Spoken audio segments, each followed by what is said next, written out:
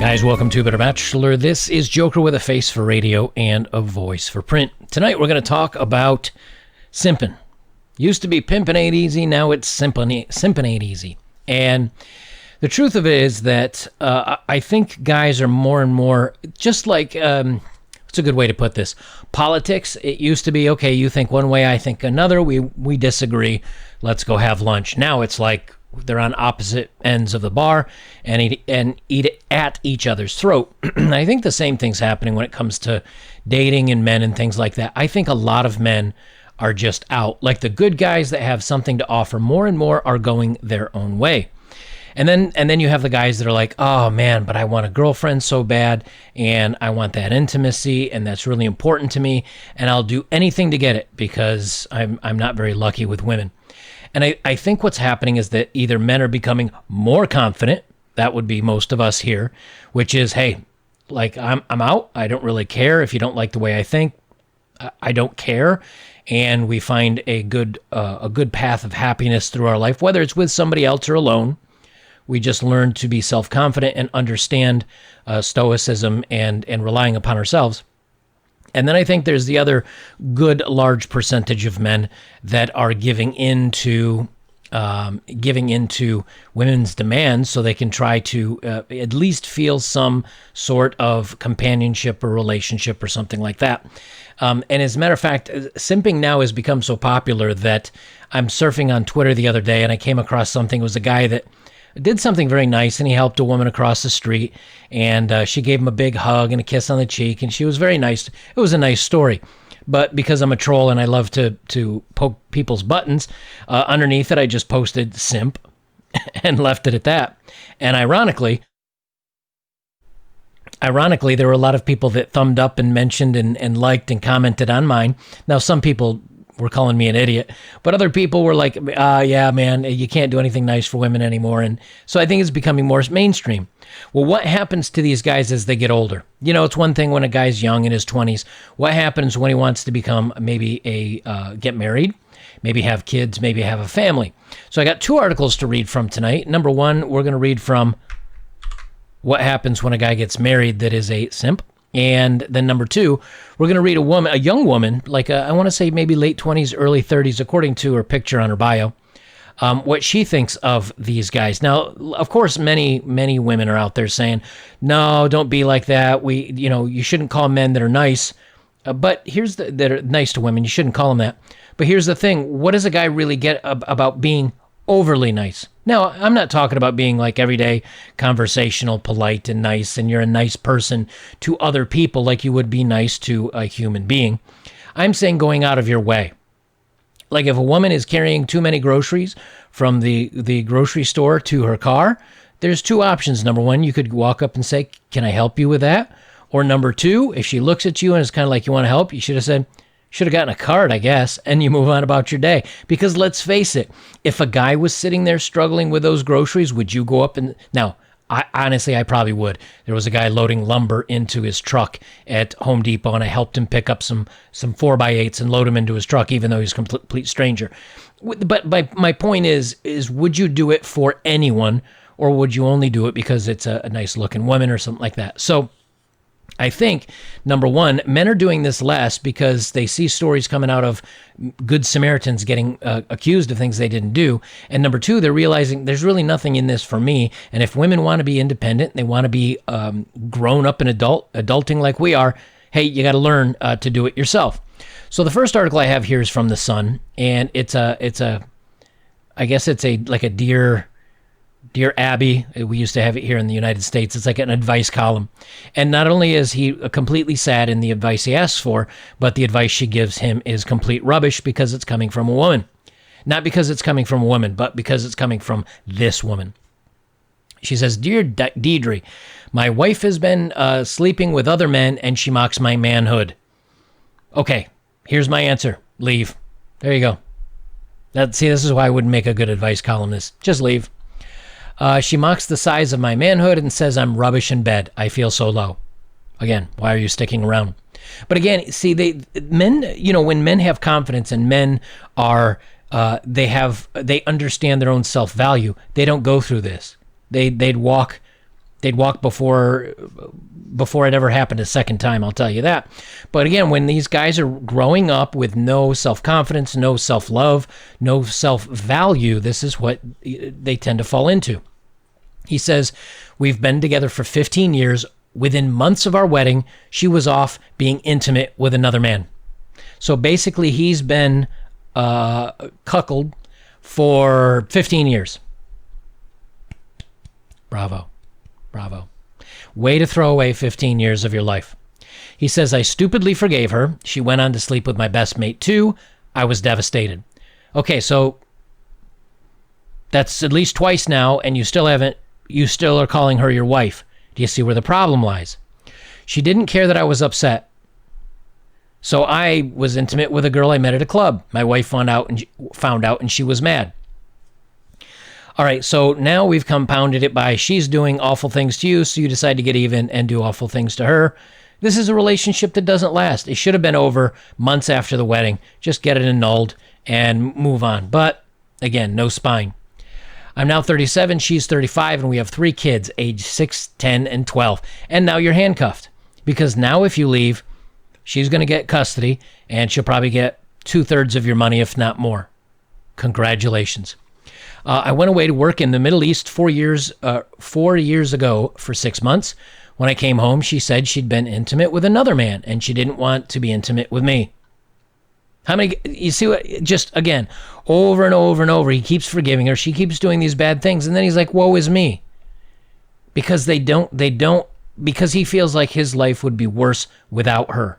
Which means basically that he thinks all his value comes from her, and she's now not giving him any value anymore.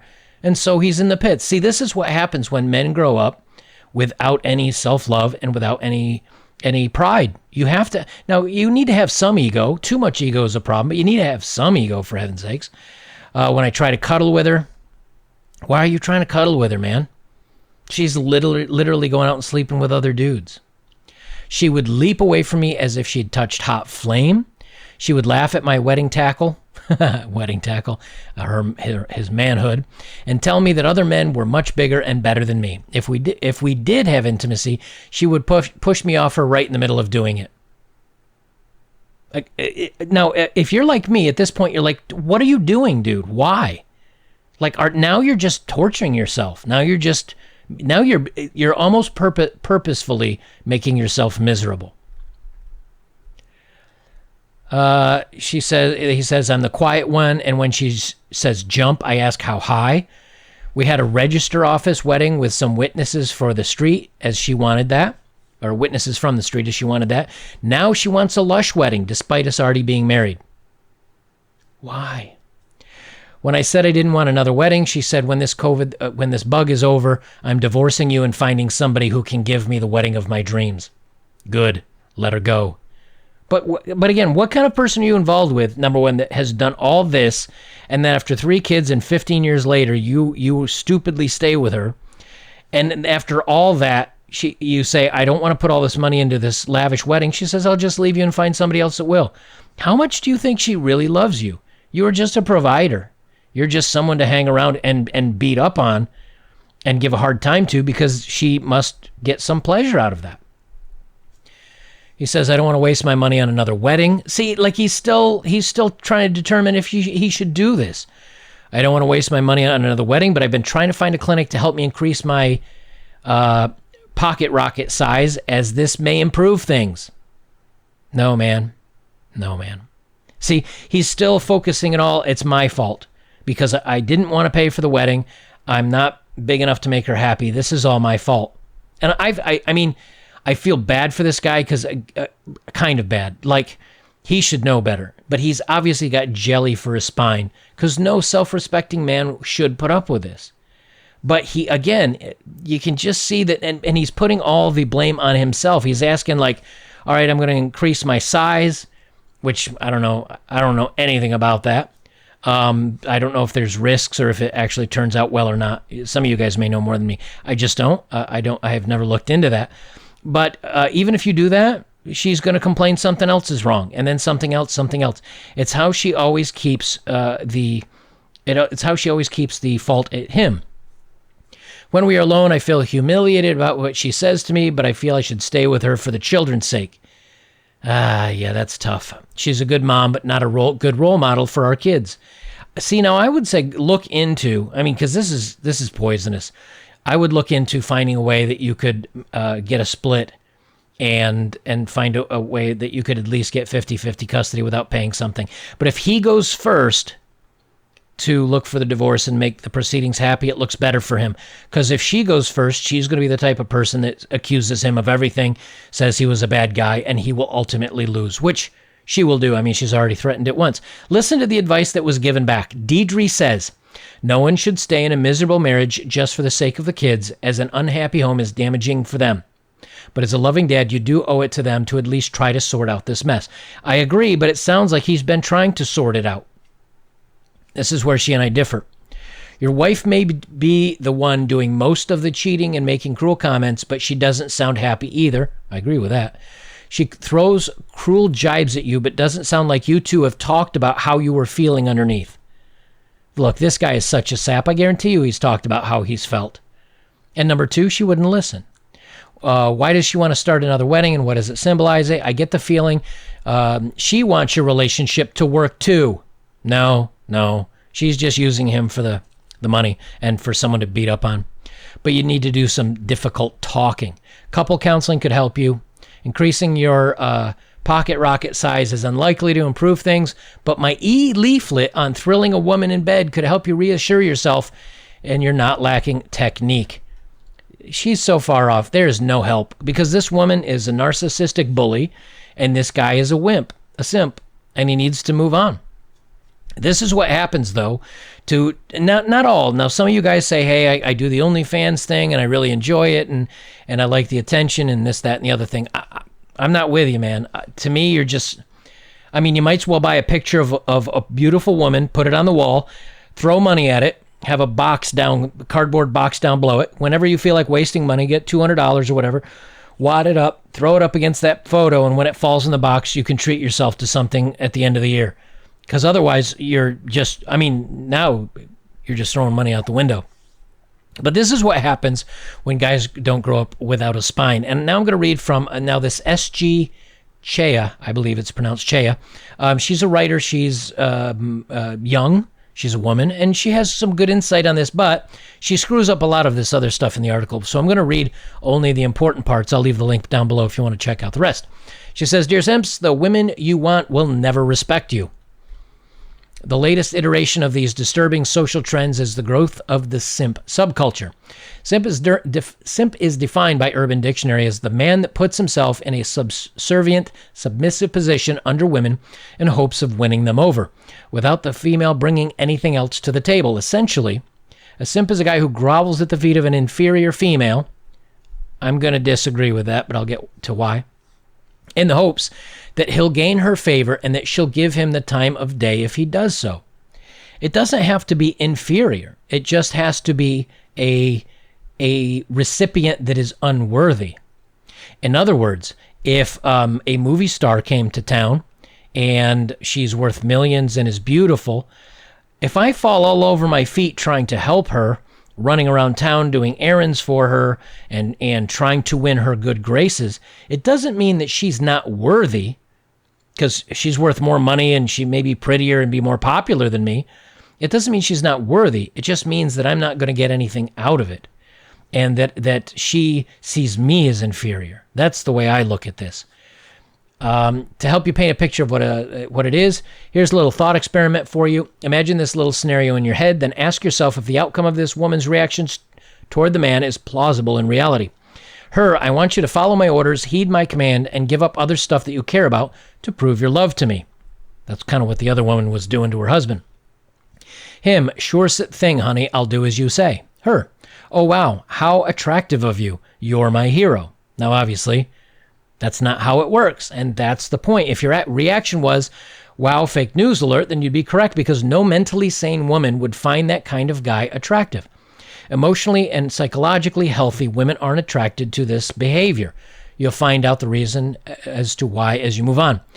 Now, she starts talking about, and I'm going to touch on this because she says, before we proceed, an important thing needs to be made clear. Being chivalrous mustn't be confused with simping behavior. There's a clear difference between being Prince Charming versus being a court jester. I'm going to disagree. And I'm going to read that next paragraph, and I'm going to tell you why. Chivalry is dying because both men and women are afraid of appearing weak if they uphold chivalry. Men confuse chivalry for simping, and women mistake chivalry for being sexist. Nothing is weak about a chivalrous knight. Okay, if you want us to be equal, different but equal, or you want to be as powerful and as strong and as smart and as educated and as crafty and as funny as men, and you want to be equal across the board, okay. Do you know how you get there? When something breaks, you fix it. When I have a flat tire or a low tire on my car, I learn how to check the air pressure. I have a pump in the garage that I paid for. You know, women complain about, oh, well, men have more money because we have to buy makeup and hair stuff and skin stuff. And yeah, I have an air compressor and I have probably 2,000 tools that do everything from take an oil canister off an engine to a pipe wrench. And if you don't know what a pipe wrench is, that's what I'm talking about. Men spend it on tools because they realize I could spend $30 or $50 on a wrench or maybe $100 on a good compressor and never have to worry about a flat tire again because I can get a patch kit, or I can at least pump it up to get it down to the garage to get it changed without having to call a tow truck and all this other stuff. Because what do women do a lot of times when they run into these problems? They call men. What do men do? They fix it. That makes the woman reliant on the man and the man reliant on how to know how to do everything. See, but men don't have anybody they can rely upon other than perhaps their father that may have once told them, or a grandfather or uncle or something like that. Men have to be reliant. How do women become just as reliant? By handling their own problems. I think chivalry should be dead. Now, if I'm dating somebody and it's somebody that I care about, no, but seriously, if I were to date and it's someone I cared about, I wouldn't do it for them because they're a woman. I would do it because they're someone I care about. Just like I would do something for a guy or a buddy friend of mine that I care about that was having a hard time. You know, if a buddy of mine called me and he said, hey, dude, I don't know, I'm out and about on my motorcycle and I got a flat tire. Can you come pick me up? Of course I would. So there's a difference between doing something nice as a human being and doing something nice chivalrous, which means you're doing it because she is a woman. That's what I disagree with. And if women want to be equal and women want to be strong compared to men, they need to learn. The way you learn is to do. The way you have to do it, no one else does it for you. So that's where I'm going to disagree. She talks a little bit about the knight, the warrior knight versus the jester knight. And basically it's the warrior knight being the nice guy that comes to the rescue, which I don't think, I mean, unless it's a life or death. Again, if you do it for another human being, you should do it. If you're thinking about doing something for a woman just because of... Now, if I saw two guys getting into a fight, in the past, I'd leave it alone. If I saw a guy and a woman getting into it, in the past, I would have stepped in. The problem is that with a lot of these is there's guys that have been knifed, there's guys that have been ended with a little bang bang. There's lots of things that can go wrong. The best case to do is take video of it from a safe distance away and call the cops.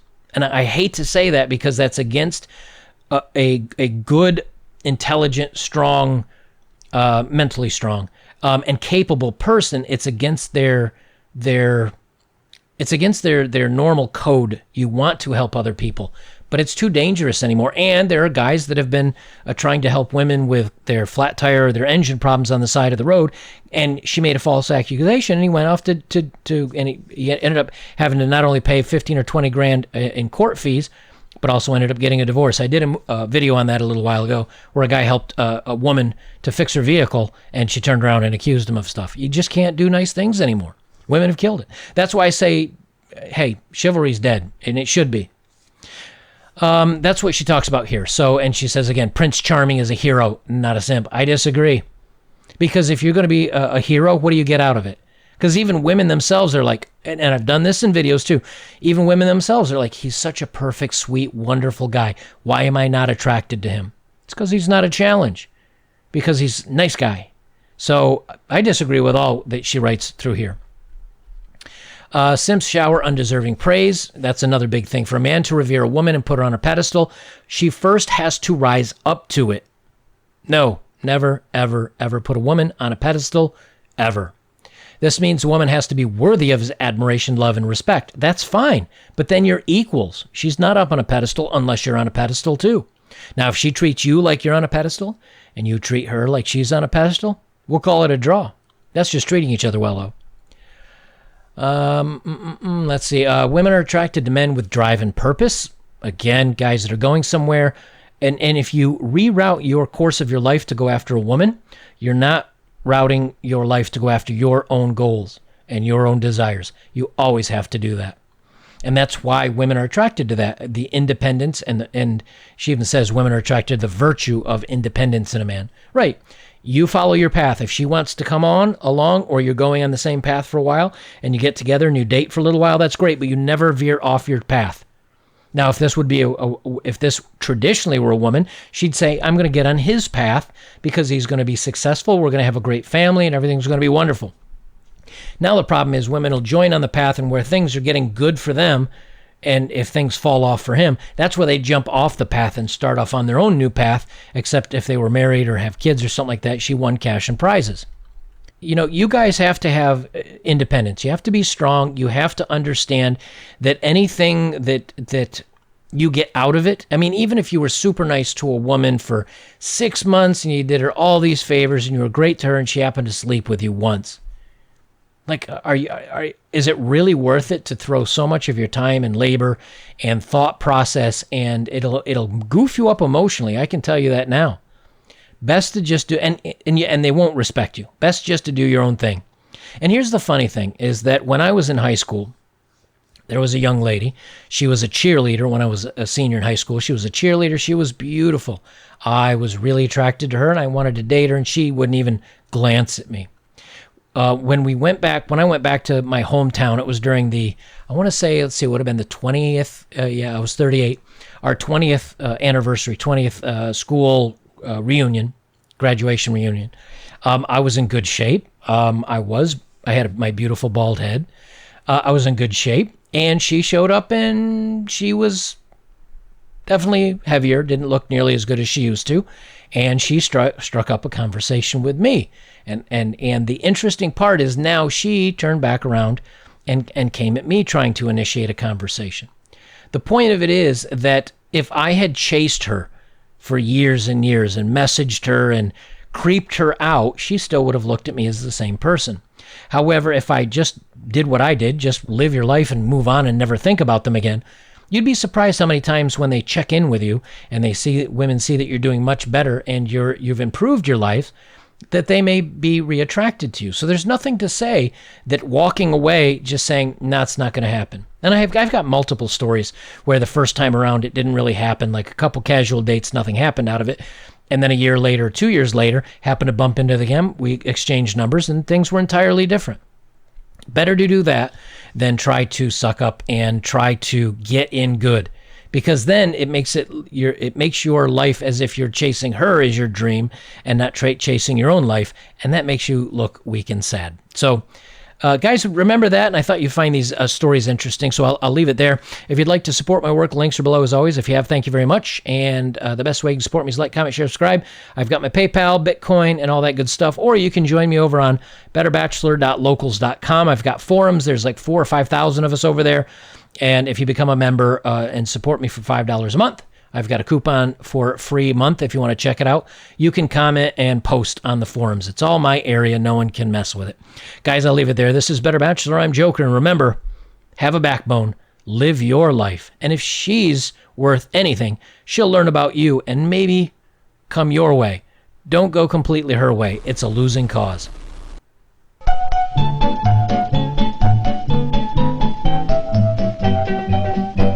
Well, hi there, Mr. Clean. Mighty glad to know you. I've got some weekend cleaning jobs. Come in and let me show you.